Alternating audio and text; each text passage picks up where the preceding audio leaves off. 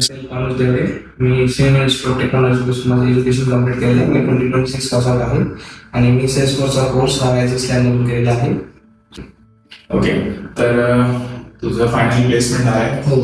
तर तुझे राऊंड्स कसे होते, कुठल्या टाईपचे क्वेश्चन आले, किती राऊंड झाले, किती डिफिकल्टी आहे, किती इझी आहे, ह्या सगळ्या गोष्टी तू सांगू शकशील? हो, नक्कीच. तर माझा सुरुवातीला AI राऊंड झाला होता रेझ्युमे शॉर्टलिस्टिंग नंतर. तर AI वॉटने माझा इंटरव्ह्यू घेतला.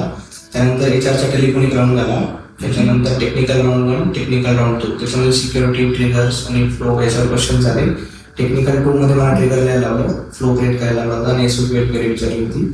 आणि त्याच्यानंतर मग फायनल मॅनेजरियल डिस्कशन म्हणून त्या दिवशी माझी ऑफर रिलीज केली.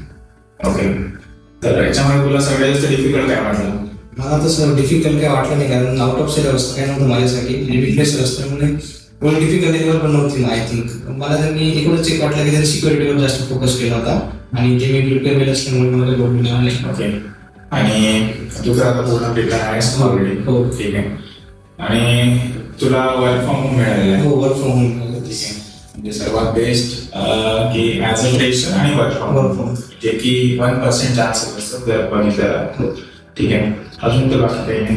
ठीक आहे, तुझ्या पुढच्या आयुष्यासाठी तुला परत एकदा कॉंग्रॅच्युलेशन. Thank you so much. तुमचा जास्त सपोर्ट होतो मागे चांगले. हे सर्व तर ठीक आहे, बट सगळे जे पण प्लेसमेंटसाठी जे लागते एक कॅन्डिडेट स्टुडंट त्याच्यावरती डिपेंड करते.